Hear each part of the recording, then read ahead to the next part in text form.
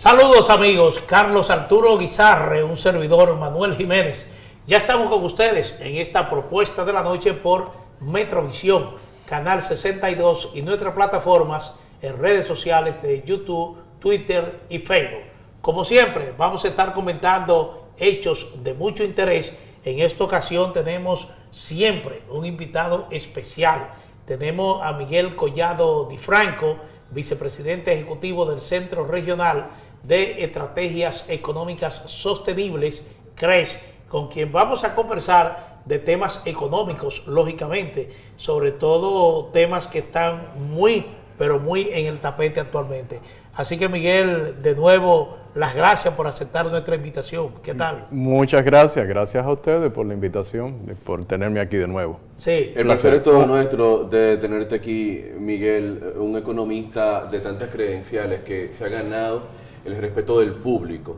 Lo que dice Miguel Collado Di Franco, la gente lo escucha, lo respeta, entiende está que posicionado y bien posicionado. De buena fuente, por lo tanto, son muchos los aportes que entendemos va a hacer en este programa. Muchas bueno, gracias, Miguel, Carlos. Parece ya obligatorio empezar este conversatorio hablando de la crisis bursátil que surge en gran parte del mundo, los principales mercados del mundo, principalmente lo que se conoce ya como el lunes negro. La gente no entiende mucho esto, cómo se genera esta situación, y quisiéramos que inicialmente nos explique realmente qué ocurrió, qué provocó este lunes negro en gran parte de las bolsas europeas, asiáticas, pero también en los Estados Unidos.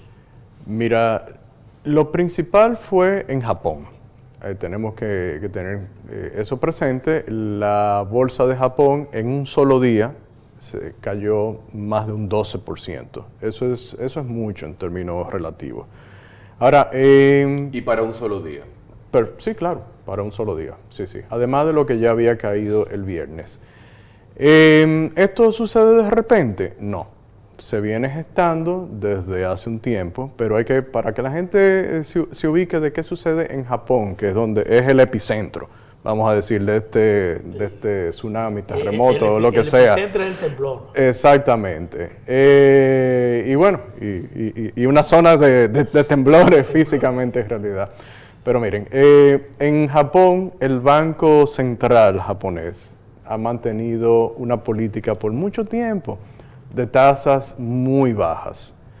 Pero la inflación, al mantenerse por encima del 2%, y el banco tener la intención de que se reduzca, pues decide enviar la señal a los mercados de que va a ir subiendo las tasas y de que la liquidez no va a ser, digamos que los niveles de liquidez no se van a mantener como hasta ahora, sino que va a ir contrayéndolo paulatinamente. Entonces, concretamente, la tasa que estaba en 0.10%, para que tengan una idea la gente, la de aquí, la tasa de referencia de política monetaria es 7%, actualmente la de Estados Unidos es 5.25, 5.50, 0.10, es una tasa muy, muy baja.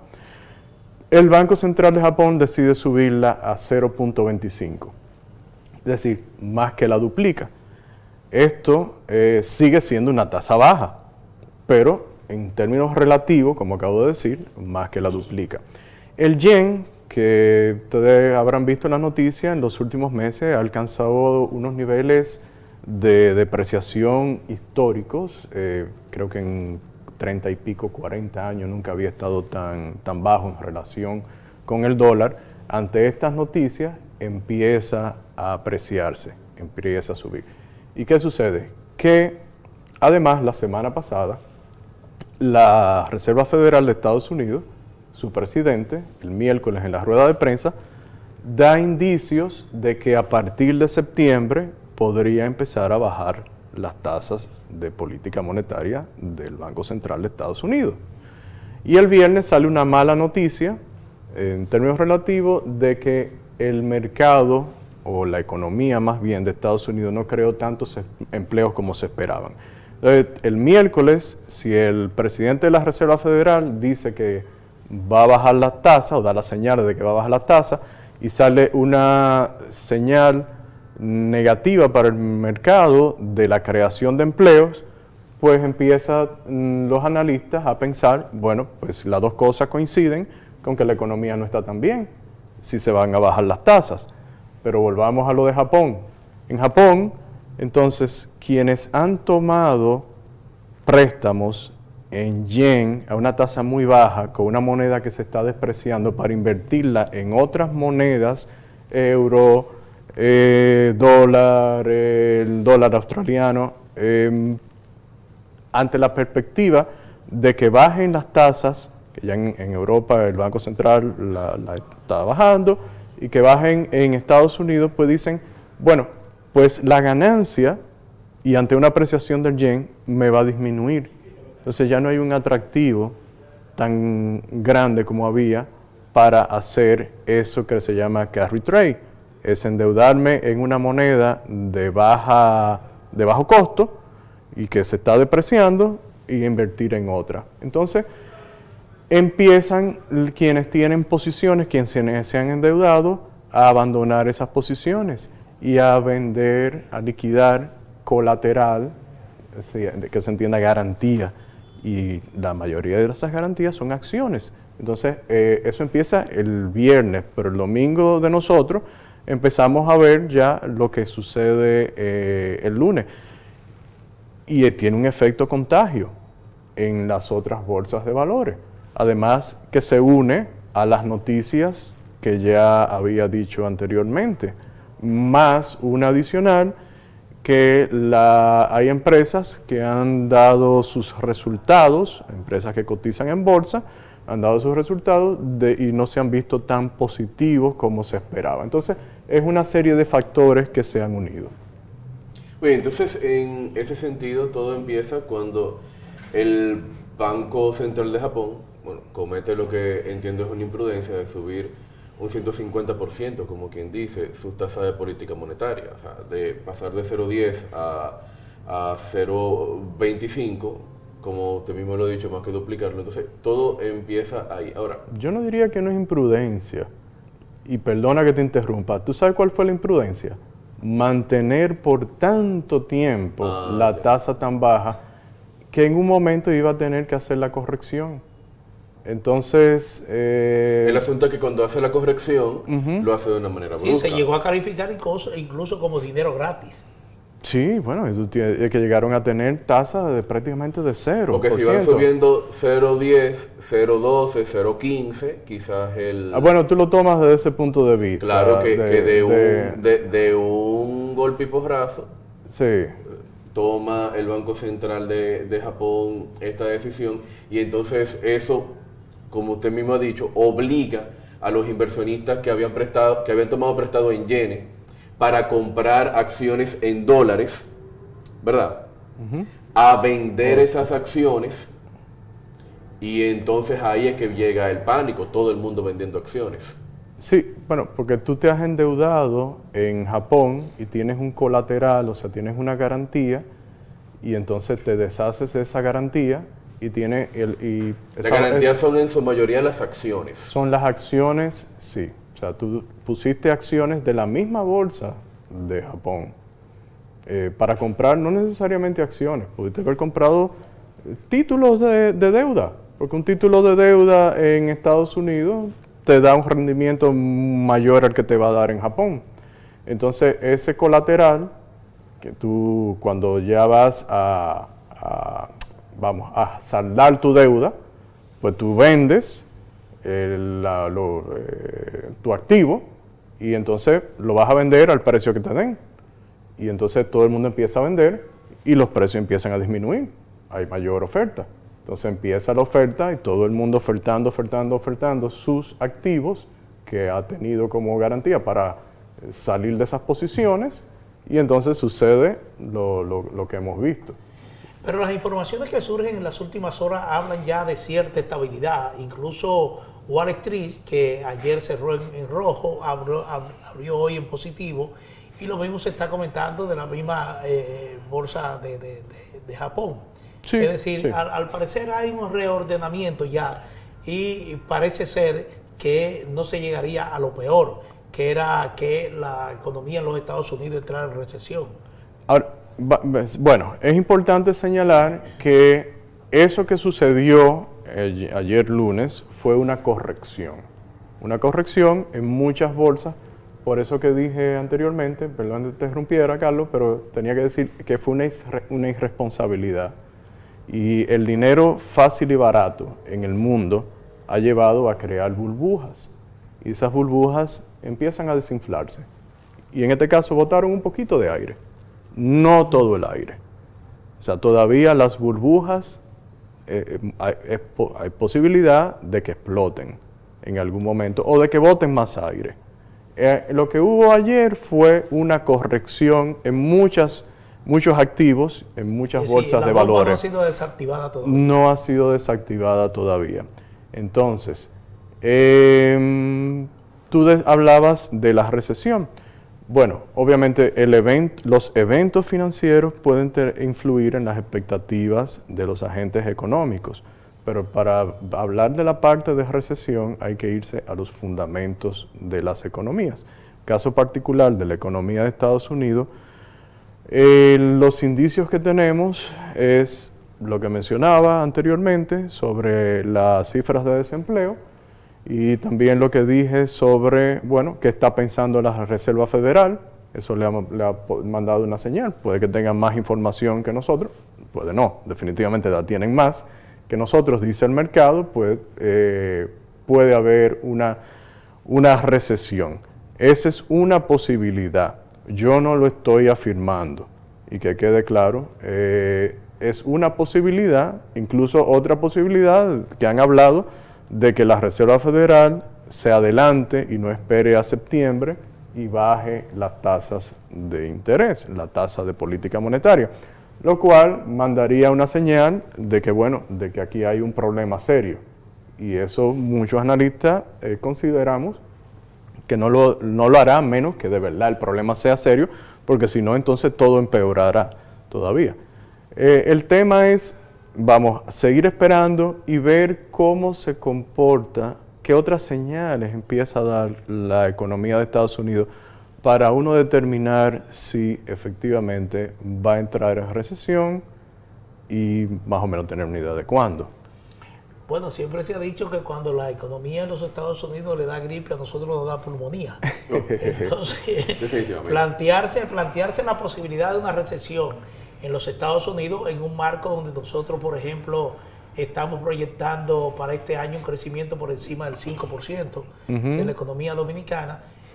¿Cuáles serían los riesgos que tendríamos que afrontar nosotros en términos, por ejemplo, de impacto directo en caso de que Estados Unidos entre en una recesión económica, porque la posibilidad está planteada? Y no sería recesión, sería estanflación. Es importante aclarar, porque sería poco crecimiento económico, o de crecimiento, pero todavía con una inflación por encima de la meta de la que se ha propuesto la Reserva Federal, todavía superior a esa meta del 2%.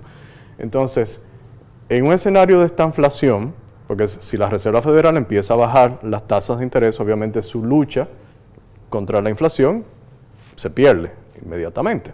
Entonces, tendríamos el escenario de que tendríamos materias primas, bienes que importaríamos todavía que estarían incrementándose de precio, porque, reitero, porque si la Reserva Federal baja la tasa y se incrementa la cantidad de dinero, bueno, pues eso va a hacer que los precios suban.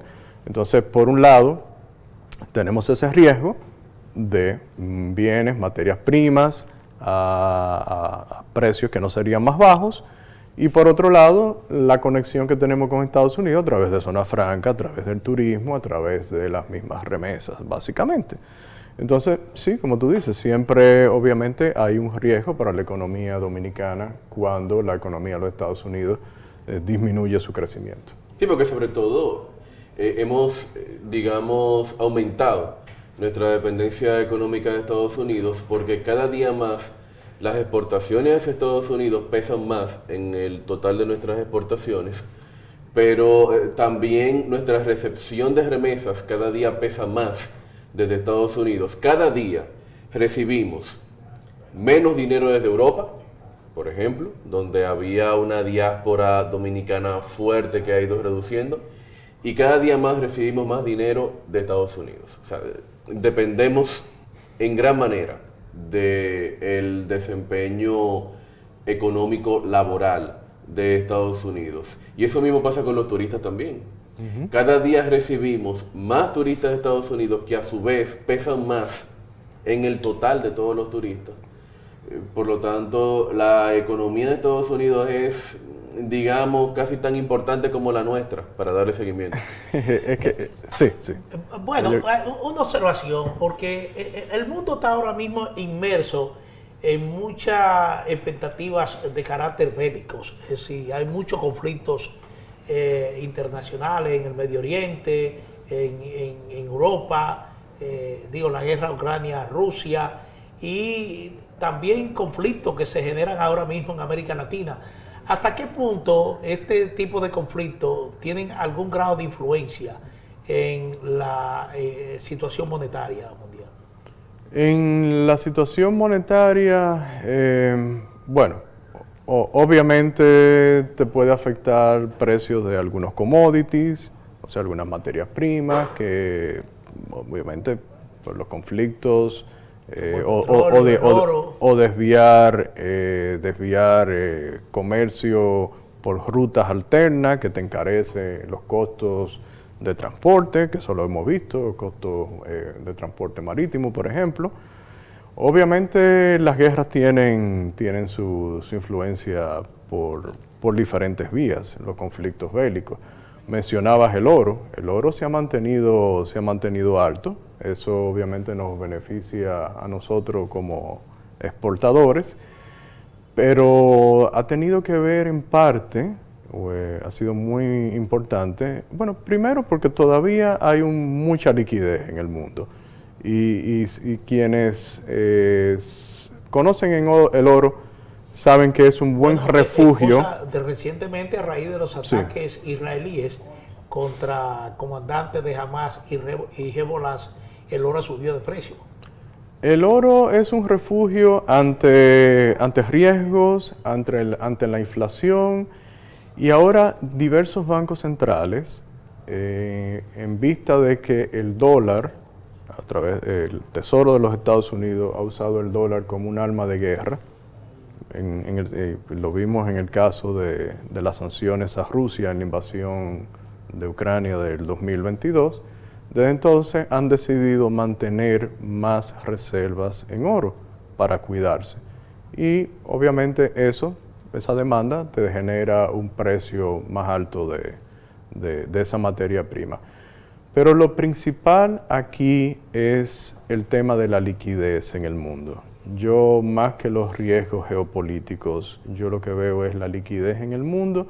En Estados Unidos ha contribuido también el mismo tesoro, las mismas emisiones de deuda de corto plazo, lo que conoceríamos aquí como letras, allá son los treasuries, que son de corto plazo, que son cuasi dinero, porque se hacen muchas operaciones con ellos. Han contribuido también a la economía norteamericana, a pesar del incremento en la tasa de referencia de la Reserva Federal, pues no haya sufrido tanto en términos de la disponibilidad, reitero, de liquidez. El mundo se mueve por el dinero, por las monedas. El dinero no. Ahí me corrijo, porque el dinero es de verdad, es lo que una mercancía, como el oro. Eso sí es dinero de verdad. Lo otro es moneda, definitivamente. Es creación de moneda por los bancos centrales. Entonces, como vaya la creación de moneda, como vayan las tasas de interés, y por eso el acontecimiento en Japón, por ahí va a ir el mundo, va a ir la economía, en realidad. Entonces, ante este panorama, por lo menos lo que se ve y lo que se vislumbra, ya veríamos qué hace la Reserva Federal al final de cuentas, si adelanta su corrección si lo hace o no lo hace, a la baja o hacia el alza. Sin embargo, ya con la situación que experimentamos ahora, ¿qué debe hacer el Banco Central nuestro, de acuerdo con su perspectiva? ¿Debería revisar también su política monetaria para el mes próximo, su tasa de política monetaria? El Banco Central ha estado dándole mucho seguimiento a la posición de la Reserva Federal. Entonces yo creo que seguirán esperando y cuando tengan una señal más clara de un cambio en la política de la Reserva Federal, entonces podrían hacer un cambio, valga la redundancia, aquí en términos de su política monetaria. Fíjate que lo que el Banco Central hizo el año pasado fue, empezó a bajar la tasa, Sí. pero se auxilió mucho en medidas de liquidez. ¿Se acuerdan? La liberalización de encaje legal, medidas especiales particulares a una tasa de un 9%, y según las mismas autoridades eso representó prácticamente 2.9% del Producto Interno Bruto. Eso es mucha liquidez que soltó el Banco Central el año pasado y por eso vimos en la segunda parte del año cómo empezó a depreciarse el tipo de cambio y cómo en esta primera parte del año, en el primer semestre, empezaron también a usar o se mantuvieron usando reservas para mantener el tipo de cambio.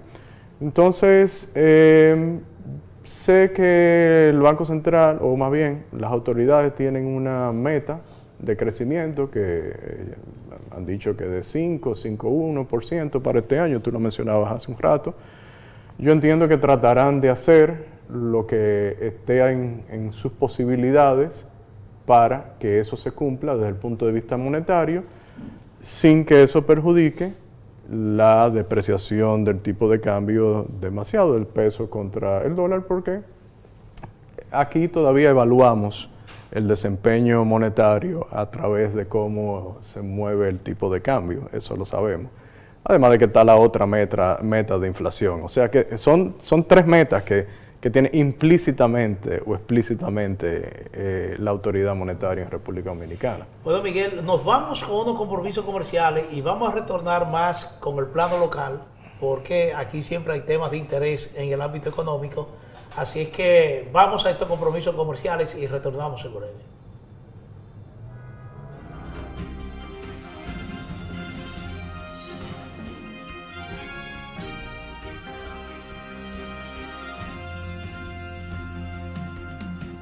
En estos 58 años hemos sido el impulso que mueve el comercio, favoreciendo la inversión extranjera y brindando oportunidades para nuestra gente. Hemos sembrado la semilla que nos permite cosechar y exportar nuestra alegría y sonrisas propias de lo hecho en RD. 58 años siendo el apoyo incondicional de las industrias, forjadores del comercio e impulsadores de la MIPYMES.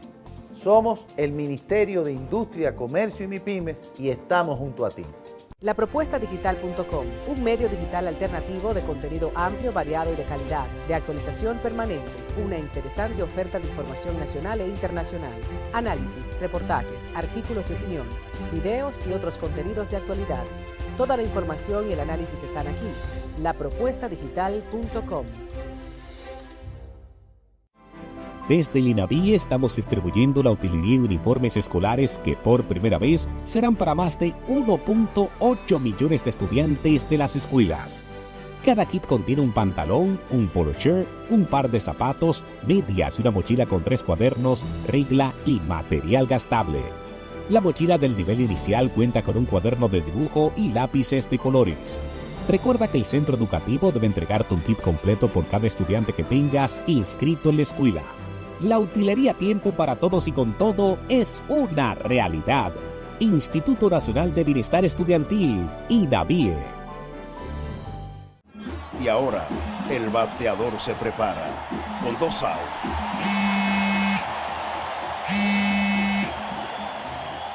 Hola. Hola, me habla el señor González. Ajá.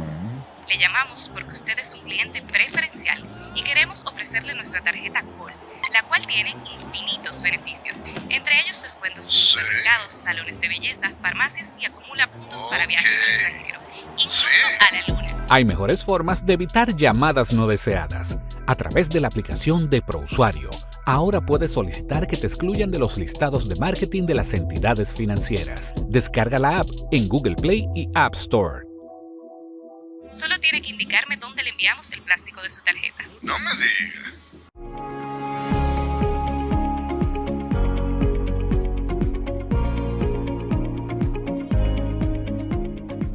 La seguridad alimentaria de la República Dominicana está garantizada en el gobierno del cambio. Aquí no faltará comida y comida a precios justos para toda la población. Los mejores precios fueron estos que han llegado aquí a Inés. Está baratísimo, oiga, a 125 un pollo. Se sienten satisfechas todas las amas de casa. Comida barata, chévere.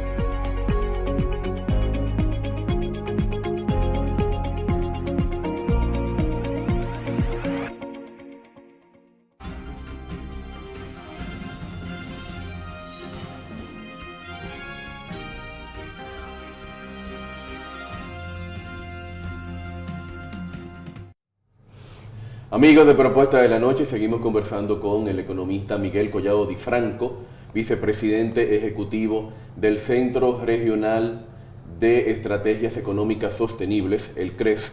Y es que el gobierno dominicano presentó o anunció que va a someter una reforma constitucional desde el inicio del próximo mandato, pero lo que nos tiene en vilo a todos es precisamente la reforma fiscal.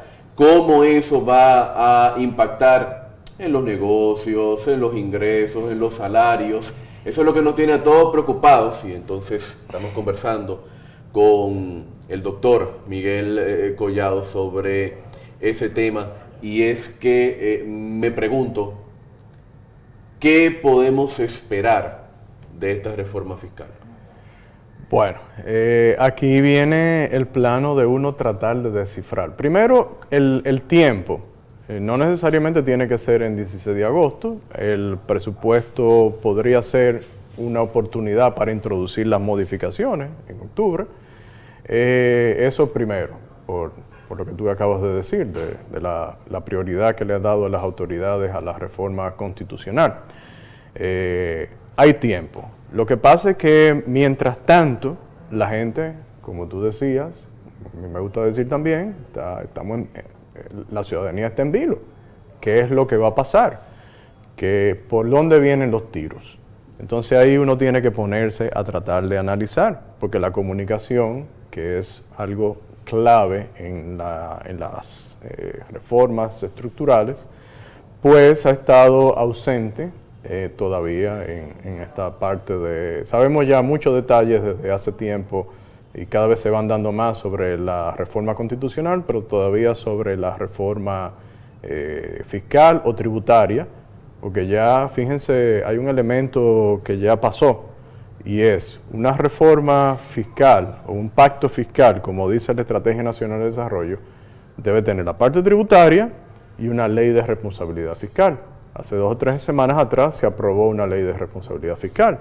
O sea que ya esa parte, desafortunadamente, porque no es una buena ley, no lo es porque solamente tiene una regla fiscal, que entienda la gente, reglas fiscales son parámetros o normas más bien, no son parámetros, son normas que se establecen con sí, un objetivo, un indicador, que tú debes de cumplir desde el punto de vista podría ser o de gasto, o de déficit, o de deuda. Las hay de ingreso, pero esas son las que menos se usan en el mundo. Sí, pero incluso vi que ya esta ley de responsabilidad fiscal tiene un impacto también sobre los contribuyentes. No estoy seguro la de responsabilidad fiscal sobre los contribuyentes. Me parece que vi algo en algún medio que hablaba de eso. Bueno, yo la he estudiado bien y no he visto nada. No, es que lo único que habla es sobre si tú quieres introducir algún proyecto para mayor gasto, tienes que buscar la fuente. Eso es lo único que relaciono con ingresos, pero el punto está en que la única regla que tiene de gasto, se podría alterar en caso de una modificación impositiva estructural. Es la expresión que usa estructural asimismo la ley. Eso es su artículo 5, párrafo 2. Es decir, que cuando se haga la reforma, las autoridades, porque le da potestad al ministro de Hacienda a introducir los cambios, entonces esas reglas que limita el crecimiento del gasto podría alterarse para gastar más. Entonces ese es un problema que le vemos y que tiene un objetivo de endeudamiento público, que es un objetivo, no una regla como tal. Pero vamos a volver al tema tributario, pero quería puntualizar eso, porque ese es el complemento de lo que debería ser una reforma fiscal como tal. Entonces, ¿qué uno analiza? Bueno, el Fondo Monetario, el 24 de junio, publicó un artículo de endoso, es lo que uno considera, de la autoría del jefe de la misión que estuvo aquí recientemente, la economista para el hemisferio occidental y el representante de República Dominicana ante el Fondo Monetario Internacional. Ese artículo de endoso dice que las autoridades deberían lograr por lo menos 2 puntos de presión tributaria adicional. Es decir, que si ahora está en 14, llevarla al 16. Eso, desde el punto de vista de hacer una reforma ortodoxa, me refiero a ortodoxa desde el punto de vista de no tener en consideración, y aquí tengo que mencionar la reforma del CRES obligatoriamente, que uno tiene en cuenta el impacto de los impuestos sobre las decisiones de los agentes económicos, sobre las decisiones de ahorrar, de invertir, de producir, de contratar personal, de consumir en los hogares. Es decir, todo eso impacta, al fin y al cabo, los ingresos. Y lo que queremos en República Dominicana es, y bueno, ya mencioné el empleo, la parte de contratar, que haya menor desempleo y que la gente tenga mayores ingresos.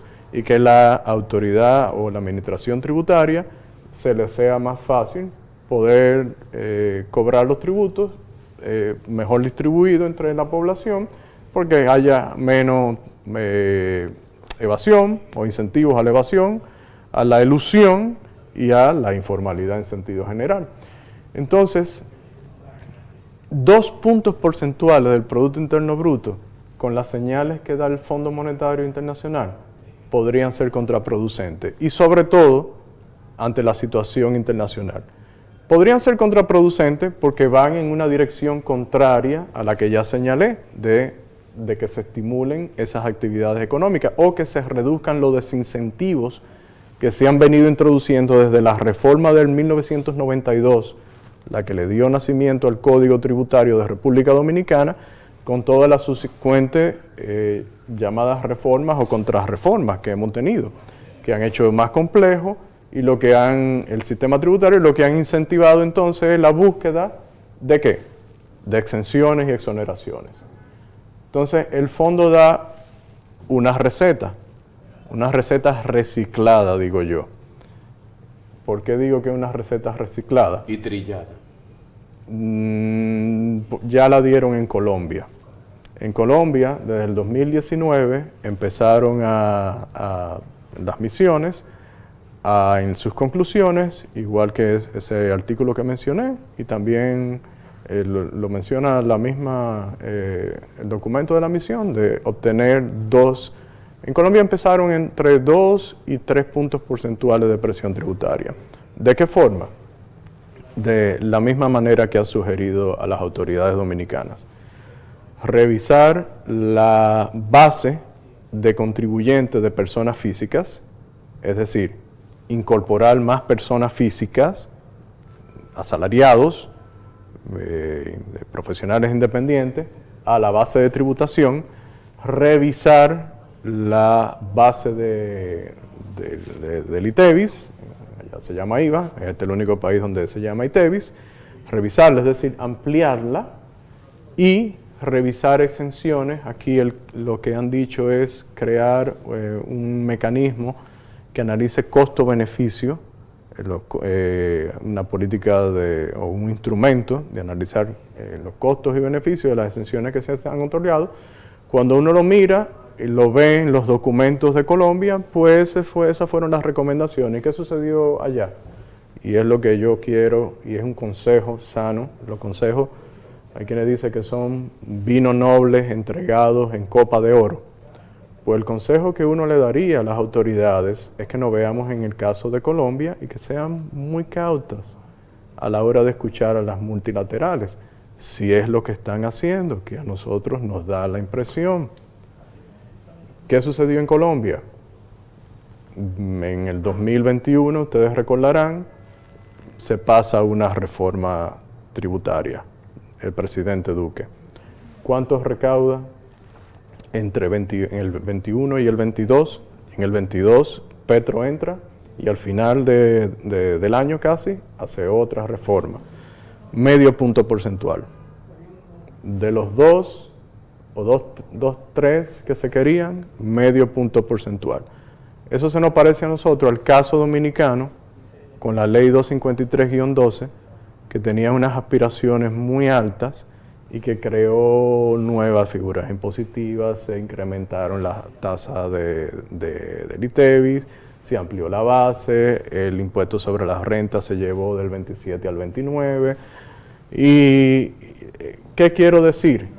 En ese momento solamente se incrementó la presión tributaria a medio punto. Entonces hay que tener mucho cuidado con este tipo de recomendaciones. Sí, Miguel, lo que las autoridades han prometido en principio es que se trata de una reforma fiscal que no implicaría la creación de nuevas tasas ni aumento de tasas. ¿Cómo explicar, por ejemplo, que se podría aumentar la presión tributaria en 2 puntos porcentuales sin recurrir a nuevos impuestos o aumento de tasas? No, pero es que yo no he escuchado eso, y si lo han dicho, entonces bueno... he escuchado una entrevista, posiblemente dentro de lo que estén manejando, la construcción del proyecto no se considere, pero sí he visto, bueno, pero imagínate, no sé, con algún interés político, pero se ha planteado. Bueno, imagínate, Manuel, entonces que el Fondo Monetario les recomienda incrementar la base del ITEVIS, y las autoridades lo han dicho, eso lo han dicho. El ministro de Economía lo expresó. Entonces, si no es aumentarla, entonces sería la tasa del 16-18. Eso sería un golpe duro para la economía, para los hogares sobre todo, pero también para las empresas.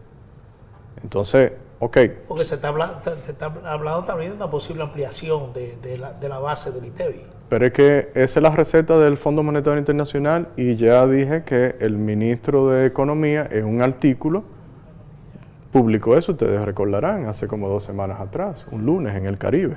Sí, así es, publicó sobre las opciones. Y coincide con la receta del Fondo Monetario Internacional. A mí me gustaría poner una acotación sobre el consejo que usted daba, de que las autoridades tienen que tener mucho cuidado con escuchar a estos organismos multilaterales. Y es que a veces, y ahora le hablo a los amigos televidentes, no entendemos cuál es el rol que tienen organizaciones como el Banco Interamericano de Desarrollo, el Banco Mundial, o últimamente han estado aquí una misión del Fondo Monetario Internacional. Y es que son prestamistas multipaís cuyo negocio, valga la redundancia, es prestar dinero. Entonces, esos organismos siempre van a plantearle a los gobiernos que suban impuestos, que aumenten la presión tributaria, que busquen nuevos ingresos, porque los gobiernos son los que les pagan a ellos. Entonces, ellos quieren que los gobiernos tengan más ingresos para que al final les paguen a ellos. Y eso es lo que cuesta endeudarse con estos organismos. Dicho sea de paso, que el Ministerio de Hacienda ha dicho que parte de su estrategia de deuda pública es precisamente aumentar su endeudamiento con estos organismos. Eso es lo que cuesta. Sí. Bueno, vamos a seguir con el tema después de estos compromisos comerciales.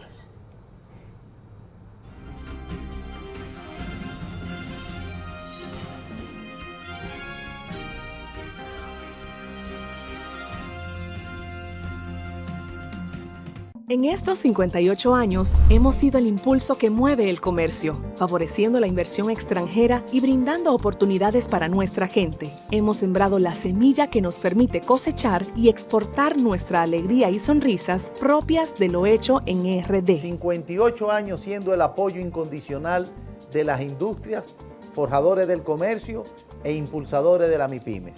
Somos el Ministerio de Industria, Comercio y MIPYMES y estamos junto a ti.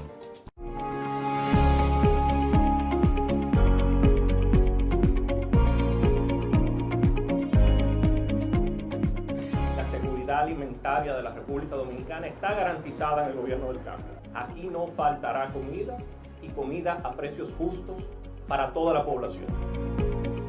Los mejores precios fueron estos que han llegado aquí ahí dentro. Está baratísimo, oiga, a 125 un pollo. Se sienten satisfechas todas las amas de casa. Comida barata, chévere, chévere.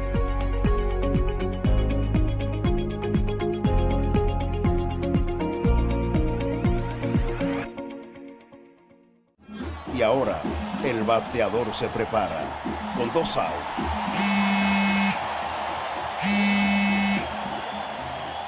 Hola. Hola, me habla el señor González. Ajá.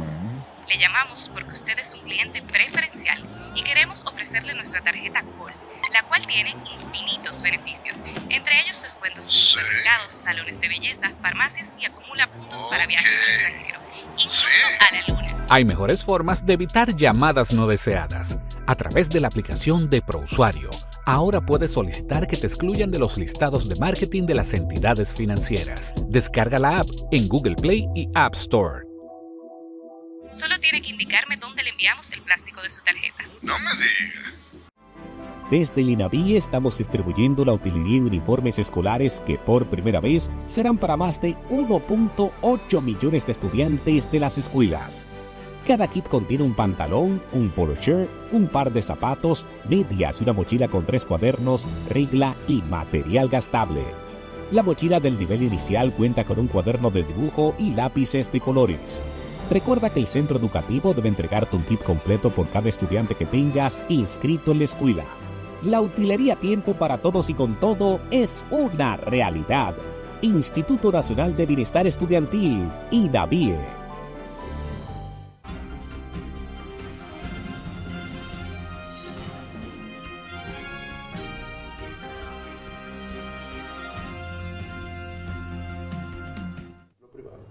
Seguimos con Miguel Collado Di Franco, vicepresidente ejecutivo del Centro Regional de Estrategias Económicas Sostenibles, CRES. Miguel, sabemos que el CRES tiene una propuesta formal de reforma fiscal que el gobierno conoce. Ahora, a mí me gustaría, por ejemplo, que tú pudiese compartir con los amigos televidentes cuáles son las posibilidades reales que tiene el gobierno de estructurar una reforma fiscal que le permita obtener la recaudación posible para solventar en términos de gastos e inversión pública la administración del Estado. Porque hasta ahora se ha hablado, por ejemplo, de revisión de los incentivos, el problema del sector eléctrico que capta una cantidad de recursos enorme anualmente. Es decir, ¿cuáles posibilidades concretas hay para que el gobierno pueda incrementar sus recaudaciones sin mayores traumas para los contribuyentes?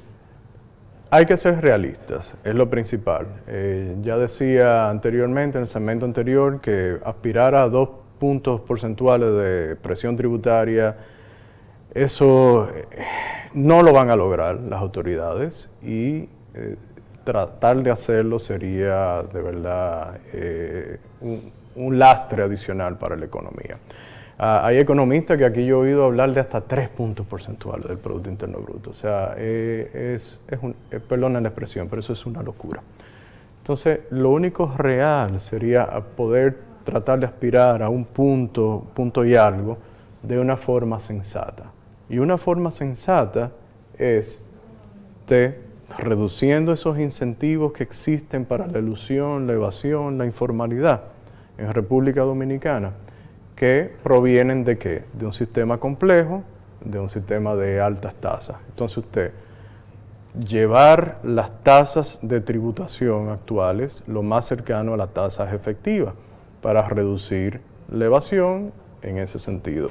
Y usted tener mayor incentivo, menos distorsiones en términos de ahorro, inversión, creación de nuevas fuentes de empleo e incremento de los ingresos de los ciudadanos. ¿Qué se hizo en los 90? En los 90 se tomó la decisión de, se bajó la tasa de impuestos sobre la renta del 46 al 30 y del 30 al 25 en 3 años. La propuesta del CRES es llevar del 27 actualmente y del 25 de esas dos tasas al 18 en 3 años. En aquel momento se incrementaron las recaudaciones y nosotros estamos convencidos de que las recaudaciones se van a incrementar también. Ahora, hay otro elemento que sí, usted necesita incrementar la base del ITEVIS. Definitivamente la base del ITEVIS está muy erosionada, tiene muchas exenciones y por ahí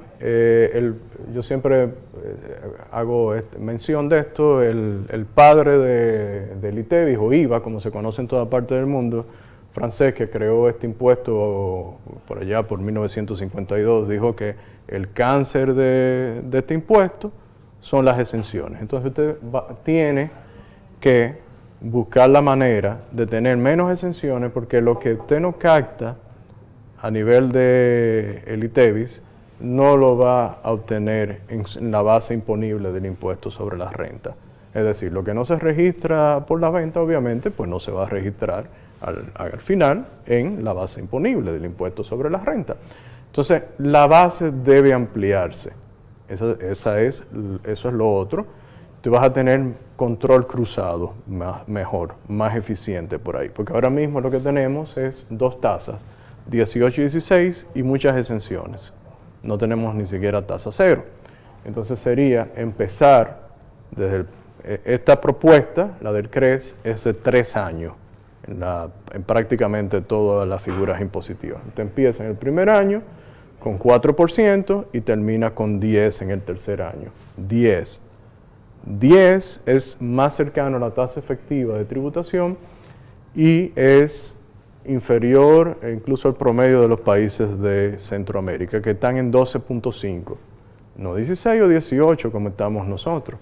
Entonces usted va a tener por ahí menos evasión y va a captar una mayor base. De nuevo, usted va a acercarse al tercer año, usted va a estar en la tasa efectiva de tributación, por encima de la tasa efectiva de tributación actual. Entonces usted va a reducir las exenciones. A los grupos, a los quintiles más bajos, se le puede hacer una compensación que no representaría muchas erogaciones en términos de dinero. Los selectivos, usted tiene contrabando ahora mismo, incentivado, motivado por haber incrementado las tasas de los selectivos. Sí, claro, el contrabando de cigarrillos en este país. De alcohol. Mire, usted va a algunas provincias y hay ciertas marcas. Y de alcoholes, sí, pero usted va a ciertas provincias y hay marcas de cigarrillos muy específicas que eso es lo que aparece y uno sabe cómo es que llegan al territorio nacional esos cigarrillos, pero es que el selectivo del cigarrillo es tan alto que realmente incentiva el contrabando. Y los alcoholes, y te han Sí. producido Ahora bien, muertes. en términos de mejoría de la administración tributaria, ¿qué se podría lograr? Porque vemos ahora que el gobierno, por ejemplo, este año hizo una revisión de las proyecciones de ingresos, es decir, los ingresos superan en más de 35.000 millones lo proyectado para este año. Es decir, ¿qué podría lograrse en términos de mejoría de administración tributaria? Hay muchas oportunidades y ahí está, por ejemplo, el tema de la factura electrónica, lo cual yo entiendo que es un avance para la administración tributaria, pero se le va a ser difícil implementarla a las tasas actuales. Entonces, para mí, en eficiencia tributaria, hay oportunidades que la conocen mejor los técnicos, pero yo estoy seguro que ellos como lo dijo el mismo Magín Díaz en 2 oportunidades públicamente, cuando era director de la DGI, este es un sistema difícil de administrar. Entonces la idea es simplificar el sistema para que a la administración tributaria se le haga más fácil las recaudaciones. Mientras sigamos así como vamos, todo el mundo lo que va a querer es mantenerse, o sea, cuando digo todo el mundo exagero obviamente, pero existirá el incentivo a evadir, a eludir, a mantenerse en la informalidad, o el que pueda conseguir una exención por una ley o exonerar una exoneración, es decir, desgravar parte de sus ingresos, invirtiéndolo en otro sector que tenga una ley especial, llámese como se llame, pues lo seguirá haciendo. Ahí es que vamos, si no cambiamos. Se habla de que tenemos incentivos en exceso, es decir, somos excesivos en los incentivos fiscales que damos y colocamos incentivos y nunca nos recordamos que tenemos que reducirlo o que tenemos que eliminarlo. Así como le hice la pregunta anterior, concretamente, ¿qué incentivos entiende que dentro de la economía dominicana deberían revisarse?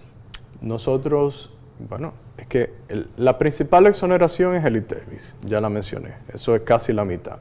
Y hay que hacerlo, pero a una tasa baja, ya expliqué el mecanismo, incluso con compensación. ¿Revisar exenciones en República Dominicana? No. Lo que usted tiene que hacer es crear un sistema, empezando por hacer reformas estructurales, porque no debemos limitarnos, hemos hablado mucho en el programa de la tributaria, pero usted tiene un problema en el mercado laboral también, usted tiene 56% o 57% de informalidad, que no es solamente por la parte tributaria que viene, las mismas leyes laborales pues te contribuyen a eso. Entonces, el gran porcentaje de esa gente es porque no quiere formalizarse precisamente por la parte tributaria. Precisamente, pero también tú tienes los costos laborales no salariales, y ahí tú tienes 2 leyes, la 8701 de Seguridad Social y la Ley de Estrategia Nacional de Desarrollo, que te dice que debes de tener un seguro de desempleo, y no se ha implementado un mecanismo alternativo para frizar ya el otorgamiento, o más bien, bueno, de tener que incurrir desempleo. Exactamente, gracias, que tener que incurrir en la cesantía. O sea, si aquí hacemos un cálculo de ese pasivo contingente que tienen las empresas, sería alarmante. Estarían quebradas prácticamente todas. Entonces hay que hacer una serie de reformas estructurales, empezando por la tributaria. Llegué hasta ahí, hasta laboral, pero eso sigue, la lista sigue.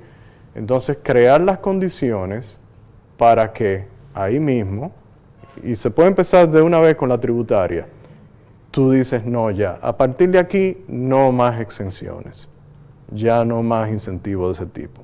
Aquí se frizan. Ahora, hay una cosa, que es derecho adquirido. Tú tienes una ley que te está beneficiando. Entonces, no sería correcto, pues tú quitárselo a quien tiene una ley que hizo una inversión en base a esa ley, pensando que le quedan todavía 3, 5, 6 años, X cantidad de tiempo. Eso hay que respetarlo, porque entonces nos vamos a ver mal ante los inversionistas internacionales. Entonces, ¿qué es lo que hay que hacer? Crear el mejor sistema tributario de toda América Latina. Y modestamente, o sin la propuesta del CRES te podría llevar ahí. Y con el ambiente que va mejorando en términos de institucionalidad, que nos falta mucho por avanzar, pero vamos mejorando, y la parte jurídica y las otras reformas que podríamos tratar, la eléctrica, la misma de seguridad social, el tema del mercado de hidrocarburos, etcétera, tú tendrías otra República Dominicana en términos de atraer inversiones que no vengan al país buscando incentivos tributarios. Así es que tenemos que pensar. Si no, vamos a estar en el conformismo de algo cosmético. Con la excepción del sector de zona franca y turismo. Esas se detienen. Y ya tú la frisas y ya te quedan X años, bueno, tú lo disfrutas y ya no más. Y ya no más, porque creaste un sistema tributario que te hace competitivo. Una tasa de 18, eliminas los selectivos que se gastan aquí para tú equipar un hotel. Cada cosa en un hotel casi es 20% que tú tienes que gastar y bajas el ITEVIS al 10%. Óyeme, tú vas a tener un clima de inversión súper envidiable en el continente. Bueno, pero muchísimas gracias a Miguel Collado Di Franco, vicepresidente ejecutivo del Centro Regional de Estrategias Económicas Sostenibles, CRES. Para nosotros siempre es un placer conversar contigo sobre estos temas económicos, ¿verdad, Carlos? Ciertamente estamos agradecidos de que se haya tomado el tiempo de venir y explicarnos con tanto detalle estos temas que son de gran actualidad y que impactan el bolsillo, Manuel, porque todo lo que hemos hablado hoy de una manera u otra... Esos son los temas de mayor interés, sí. Lo que impactan el bolsillo. Bueno, señores, Carlos Arturo Guizarre, un servidor, Manuel Jiménez, agradecido de su sintonía, darle las gracias nuevamente a Miguel Collado Di Franco por esta interesante entrevista y a ustedes solo nos resta desearles buenas noches.